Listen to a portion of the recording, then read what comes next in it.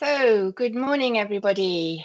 Thank you for joining us today for this Lunch and Learn session, specifically designed for HR leaders in Switzerland. We're here to explore an important topic, the EU Pay Transparency Directive. This isn't just about fulfilling a legal obligation, it's an opportunity to build trust within your organization. As we explore and discuss about this new directive, we need to think about the potential it holds for enhancing transparency and fostering a culture of openness. It's about moving beyond compliance to truly engaging with your workforce. Remember, this directive can be a powerful toolkit, a tool in your HR toolkit, helping us to bridge gaps and promote equity across your organization. So let's begin this journey together with an open mind and a focus on building a more transparent future for our workplaces. So just to introduce ourselves, Silvina Laiani, she's an international consultant for Finders and the founder of Bees Consulting. She has over 25 years of experience as an HR and leadership consultant. She focuses on transforming organizations through culture and leadership. Her expertise includes developing pay philosophies, practices, and policies, as well as facilitating international EOR and payroll solutions. And me, well, I'm Linda Jacquiat. I began my career in London. And when I moved to Switzerland, I led the HR function at a small maritime company. I founded Finders in 1990. The firm has grown to become a prominent Swiss leader in executive search. And over the years, Finders has broadened its services to include HR consultancy, executive coaching, talent development, and in 2024, we became part of Microsoft International. So the program for today should last about 45 minutes. Silvina will walk us through the directives, and we will leave 10 to 15 minutes for questions and answers at the end. Please don't hesitate to put your questions into the Q&A chat box at the top of your screen as we go along, and then we'll try and address them all at the end of the presentation. So with no further ado, let me introduce Silvina. Thank you, Linda. Hello, everyone. Happy Friday. So let's start discussing about the forthcoming EU Pay Transparency Directive. It is set to take effect in June 2026, so a few months from now. And the directive signifies a major transformation in how organizations communicate about compensation. And encompasses not only the calculation of the pay, but also the transparency of communication and reporting practices. For HR leaders, this represents both challenges and opportunities. It offers a unique chance to shape and reinforce organizational culture centered around transparency and fairness. Consider this: embracing change allows us to foster trust within our organizations, ensuring that our pay practices are not only compliant, but also fair and clear. Keep in mind, this directive is more than just a legal requirement. It serves as a strategic tool for enhancing workplace culture. So let's look into how we can convert this challenge into a strategic advantage. So imagine it's Tuesday in August 2026. We're flying through time here. You're in the office, and you've been trying to fill in a position for a month. Suddenly, a promising candidate asks the hiring manager, "What is the pay range for this role?" So tell me, what do? Do they have the information available? Do they know how to talk about this? Should they talk about pay only, or should they talk about employee value proposition? Do they have the skills to have this meaningful discussion on this? It's important. Those questions should help us reflect on, are we ready for this change? Now, imagine an invaluable employee approaching their supervisor with a concerned look and asking, "How do I know if my pay is fair?" What happens next? In these moments, your organization approach to pay transparency will either be clear and confident or leave you exposed to uncertainty. It's crucial that your story on pay is well-defined and transparent so that you can build trust and retain talent. As we look at the EU Pay Transparency Directive, we'll see how we can prepare for these critical conversations. So what's the goal of this directive? Why is it there? The primary goal is to ensure equal pay for equal work.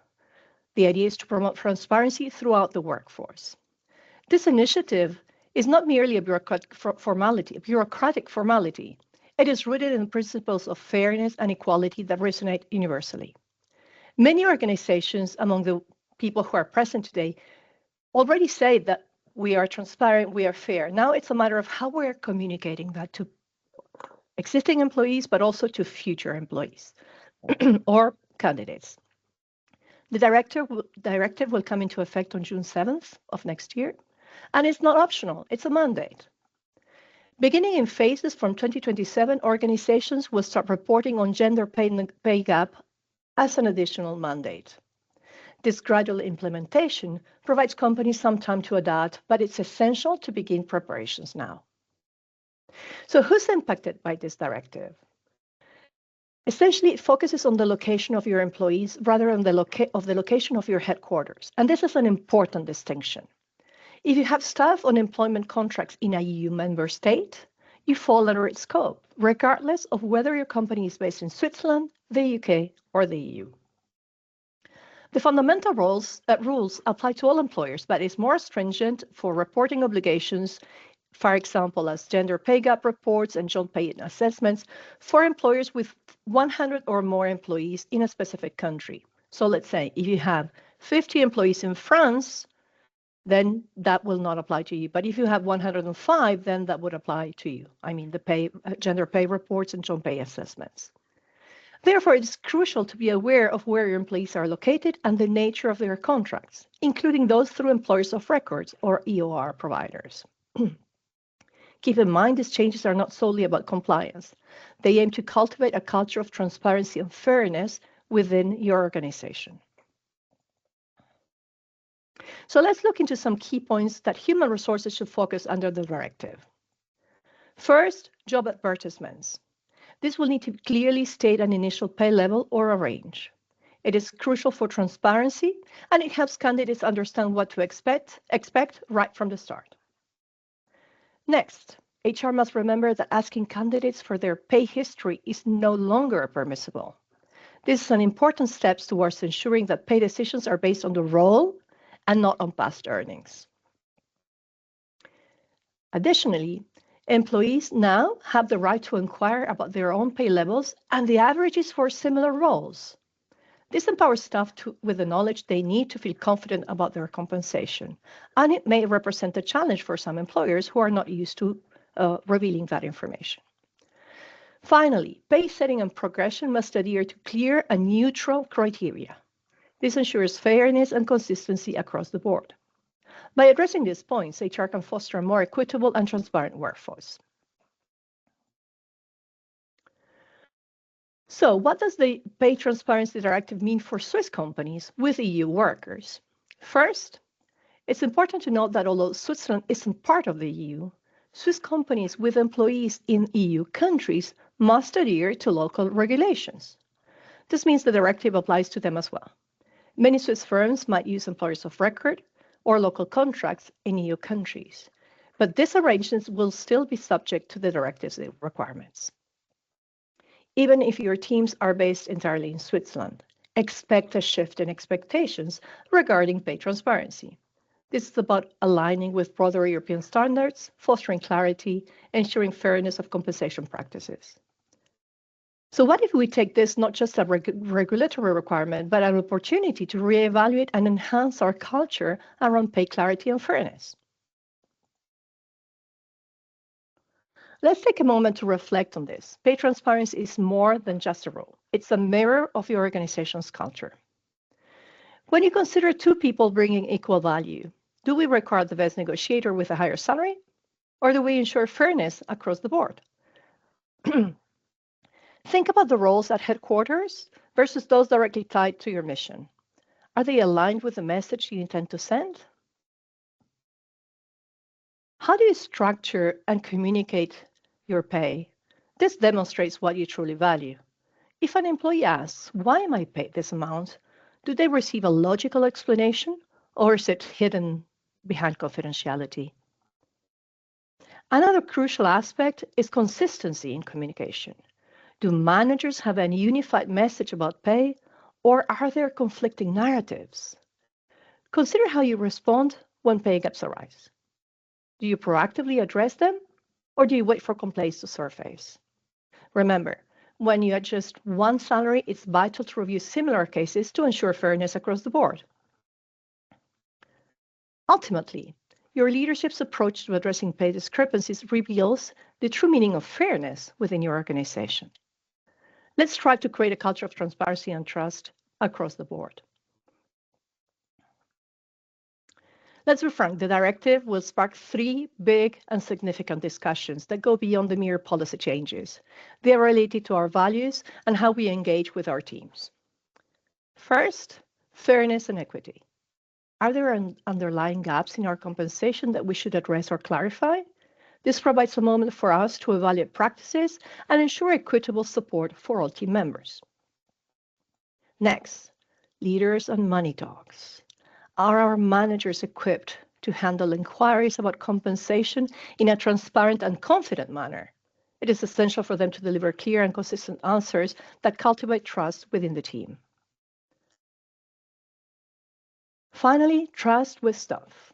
Your employees will be watching closely to see if this directive is merely a compliance checkbox or if it truly reflects the organization's commitment to its values. This is an opportunity to showcase integrity and strengthen relationships with your employees. How can we leverage this directive not only to meet compliance, but to genuinely enrich the organizational culture? So let's explore how some organizations typically respond to the demand for pay transparency and fair salary structures. You have 3 types. First, we have the late reactors. These are the ones that tend to wait until local regulations really require changes, last-minute changes. As a result, they often find themselves scrambling to comply in a state of panic. Then we have the silent technicians. These organizations develop complex salary structures, but often fail to communicate them effectively. This lack of transparency can lead to confusion and diminished trust among employees. Finally, we have the strategic movers. These are the organizations that proactively refine their pay structures and create a clear narrative around compensation. By engaging key stakeholders early, they prepare for any discussions that may arise and build trust and alignment with the organization's core value. As you consider these 3 options, reflect on where your organization might fit and what steps can be taken to adopt a more strategic approach. Our objective with Finders is to assist clients in transitioning to this proactive model with less disruption and greater clarity. So let's reflect on how we can prepare for the upcoming directive. There are 4 essential steps. First, it's crucial to know where you stand. We recommend you map out where you have employees across the EU and understand their contractual frameworks.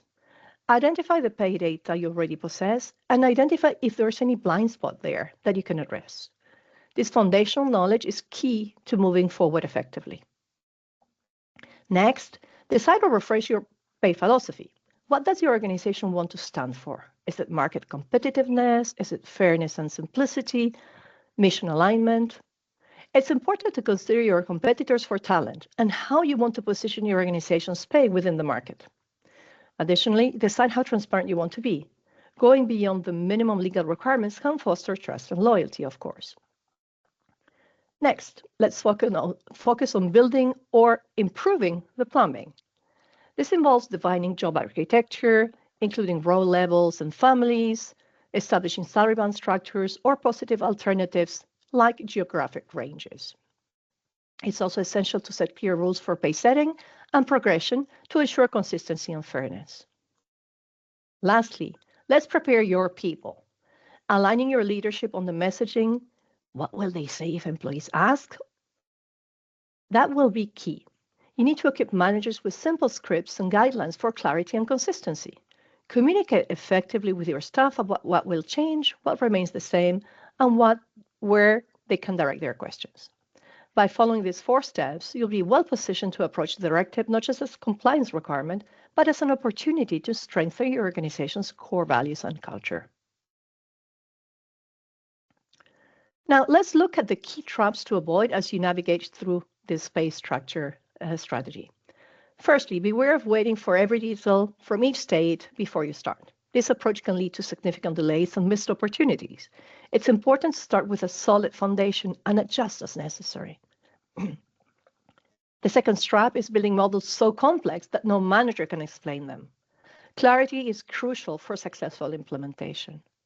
Ensure your systems are understandable and user-friendly for all team members. Lastly, do not treat this as a pure HR topic. Your leadership voice and support are going to be crucial here. Engaging leadership is essential for credibility and buy-in across the organization. Leaders should actively participate and communicate the pay philosophy effectively. By avoiding these traps, you can create a more agile and transparent pay strategy that aligns with the organizational goals. Everyone participating in this webinar can schedule a complimentary 30-minute strategy call with us.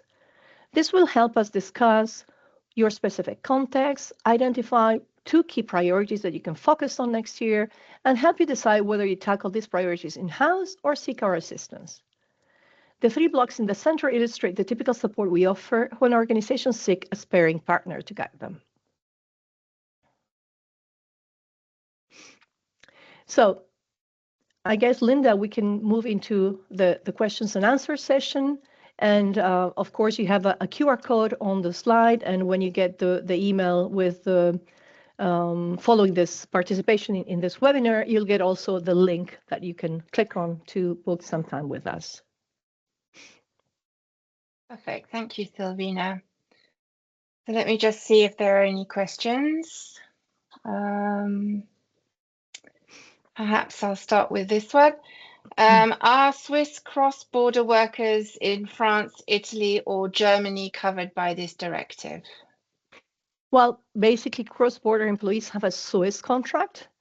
So by default, even if they're residing in bordering countries, they're bound by Swiss regulations. However, do expect that because they're in those countries where employers are bound by these regulations, they will hear more and will start asking questions as well. Okay, thank you. Then I had a question here. What are the real risks of non-compliance and how likely are they to happen? Well, if you have employees in EU countries, the member states will start tracking for discrepancies across the countries, and there might be fines. And it's not just the fines, but also the reputational issues. We're in a very tense market, so it's important to make sure that we prepare, and then that we follow the rules that are set for all employers. Mm-hmm. Okay, and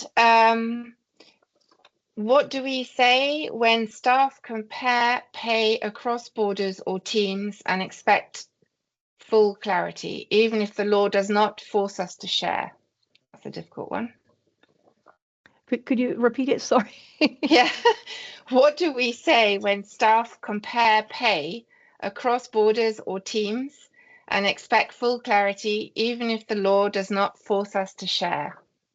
Well, I would think that's where having a clear explanation that your line managers can also communicate about how the setup of pay is done.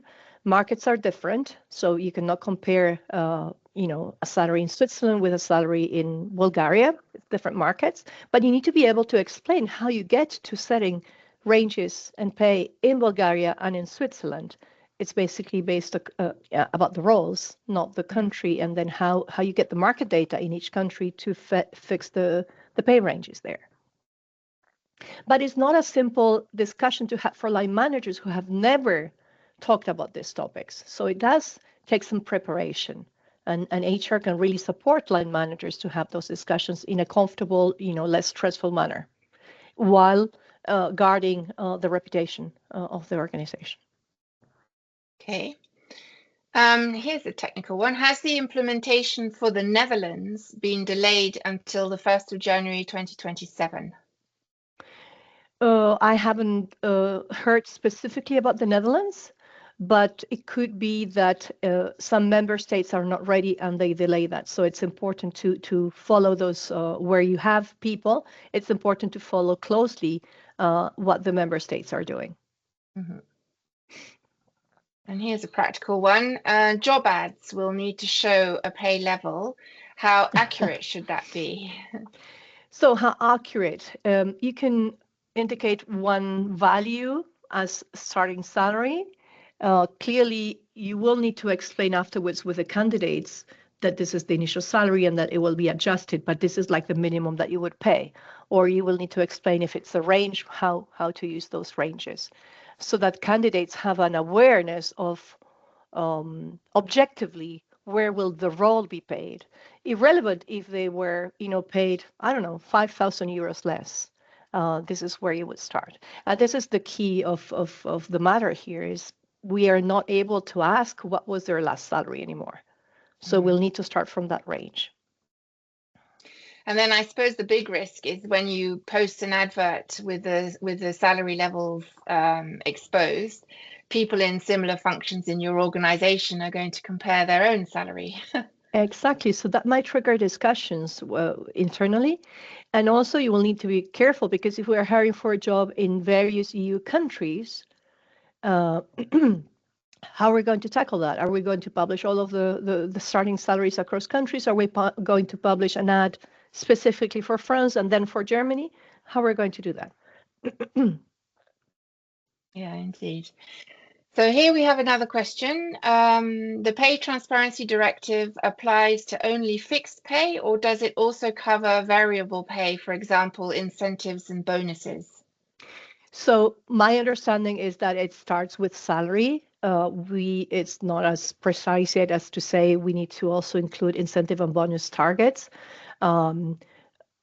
Initially, what I would do is identify the starting pay rate, base pay, and then say on top we have additional incentive and bonuses to be discussed with the right candidates. Mm-hmm. And I but presume that may evolve through time. So yeah, and maybe that one EU country requires more details than the others. So this is why doing your first assessment of where you have your people, do we have clarity of who they are, what their contracts are, what their bonuses and pay are, and how are the regulations of that member state or those main member states being fixed. okay. So here we've someone asking, so instead of asking candidates what they're paid, can we ask them what pay range they're expecting fairly during the screening process? Are we allowed to ask that? I think that would be a valid question, but you still will have already published your initial range. So, it will be a discussion, of course, but clearly, I mean, there's subtle differences, knowing that you will have published the initial range. So, yeah, expectations will start with that number for sure, or go above. And actually, this is a question for me now. So, if you're a recruitment company, are you obliged to put the pay that the client is offering? Yeah. Okay. It's the same. I mean, because you're acting on behalf of the company. So yeah, but yeah. Mm-hmm. Indeed, but quite often it's anonymous. We don't know who the client is, but still, okay, good. Yeah. No, you do know. The candidates don't know. Yeah, true. So here we have one. How do you deal with it when the pay range will depend on the actual experience of the candidate or on the actual value of the candidate can bring day one? So hang on. For instance, in some cases, an employer can be open to 5 to 10 years of experience with a mix of skills, and as a consequence, the pay won't be the same. That's Alexis. That is really a very real situation. So what I would do is I would start with the lower range that you would pay, so 5 years. Yeah. And then, of course, when you offer more than that, it's all the better for the candidate that has the 10 years of experience. Otherwise, it would be too low of salary for them. But I mean, the advertisements will just have the minimum salary. I think the idea behind those rules is to ensure that we're not taking advantage of people who are asking less money, but we start from the same point for everyone. And of course, if they have more experience, if they bring added value, you can go higher than that. Always within a range that you will, that your line managers will need to be able to explain, somehow, because then you'll have the internal discussions. How do I know if my pay is fair? So yeah, your managers will also be keen explaining that second part of the equation. Okay. So Sophie is asking about Swiss-based companies without employees in the EU with EU candidates. That's very interesting because in the Swiss environment, we're not obliged to apply this directive, but candidates coming with the EU will come with different expectations of transparency, and this is where the thing starts transpiring into Switzerland. So we're not obliged in Switzerland when hiring for a local role to advertise the starting pay, but some candidates will expect that we have that information. And if we have a tense market and you're trying to get the best candidates, well, then it's a matter of how we want to manage that and how transparent we want to be. And that leads to discussions about internal fairness and how you communicate internally. So I would think that not immediately, but all of Swiss companies will be somehow influenced by this new pay directive. Mm-hmm. So it's likely to become a directive in Switzerland as well in the future. I'm not saying that it will become a directive, but that we will be forced by de facto because candidates, we can hire anywhere and candidates will start to expect those informations. Okay. So there's the question here. So a Swiss-based role advert as an executive search firm or agency, we do not need to mention salary. If you're hiring in Switzerland, you're not forced to. You can. Now, when you have candidates coming from the EU, most probably they will have that expectation that you have that level of transparency. Mm. So it's a decision to have. Mm-hmm. To make. Interesting. And how long does it take a company to prepare itself to be aligned with this directive? Well, it depends where they are already. How do they have a pay philosophy? Is that documented? Has it been thoroughly thought through? Is it still valid? And do they need to review it? Mm-hmm. If they already have something, evolving that should not take very long. That's the technical aspect. But then you really need to prepare your line managers. It's not just about HR, because a candidate could ask any interviewer, what is the pay range and why, how do you manage this, etc. And then they will also need to handle internal employees. So the first thing is to know where you are, what you need to make sure you follow those countries in terms of the evolution and the specificities of that country, like the question in the Netherlands. And then you need to say, okay, what do we have in place?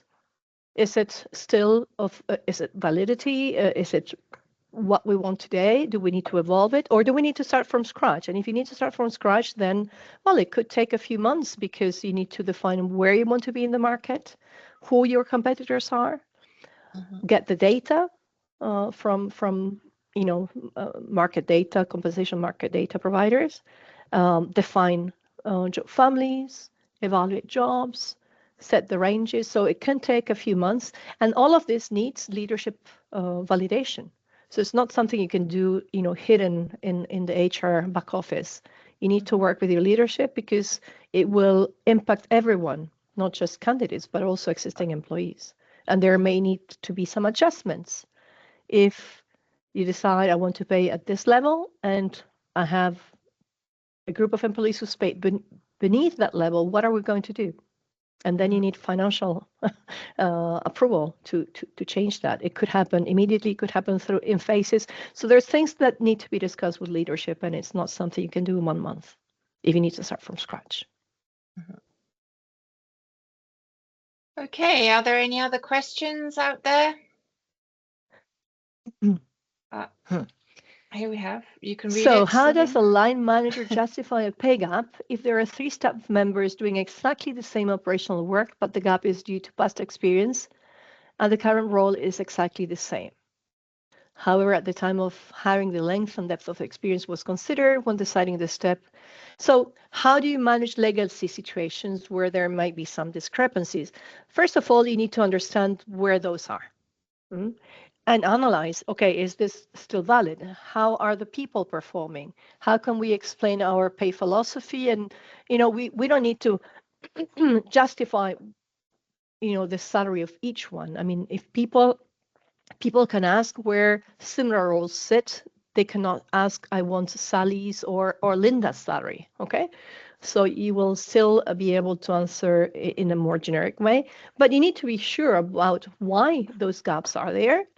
And is there anything that needs to be done so that it continues to be fair? If the people have different experiences, they bring different competencies, their performance has been at different levels, and you have a pay philosophy, a described manner of how you deal with salary evolution, following performance, etc., then you just need to explain those things without revealing personal information, of course. But so what is the methodology? What is the philosophy? How are you managing that? And if you see that there's a gap and that it's unjustified, well, maybe you need to think, how do I resolve this? Does that answer the question? Good. I think we've come to no. Vabna is very active. A lot of food for thought there. Yes. Oh yes, you said thank you. Great. So well, this could impact, rightly or wrongly, the attractiveness of a candidate, as those coming from some EU countries are cheaper. Well, they're cheaper, but you're publishing a starting salary level, so they will align to that. And this is what the directive is trying to resolve as well. I mean, you cannot hide behind, I'm only offering what the candidate is asking. No, you need to think of and publish what is the starting range for this role, irrelevant of where the candidate comes from. And that's the key important topic, I think. And is there a risk? Yeah. I'm not sure I understand that question, Valerie. Is there a risk for extra bonus additional stocks? You wouldn't necessarily publish the number of stocks that you would provide. Basically, you need to publish the starting salary, and then you can say there's additional bonus on stock possibilities, and then you'll discuss that with the candidates. But you don't need to put that in the job ad necessarily. And I'm assuming if you have an extra bonus, that would be, well, again, how do you fix bonus schemes? Is it based on the person, or is it a level established for each level of jobs? In which case, let's say you have a team leader level role would get a 5% bonus, a manager would get 7%, and so on. So then that's easy to explain. It's not according to the person, it's according to the role.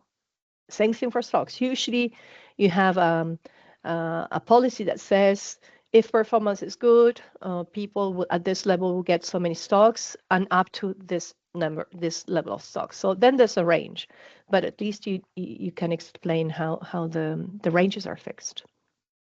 It's based on performance. Not sure if I answered that question, Valerie.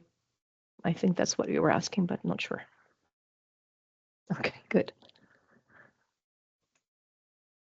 Okay, so if there's no further questions, you will, of course, receive a recording of this presentation, and you will also get the link if you would like to take advantage of the 30-minute strategy call with Silvina.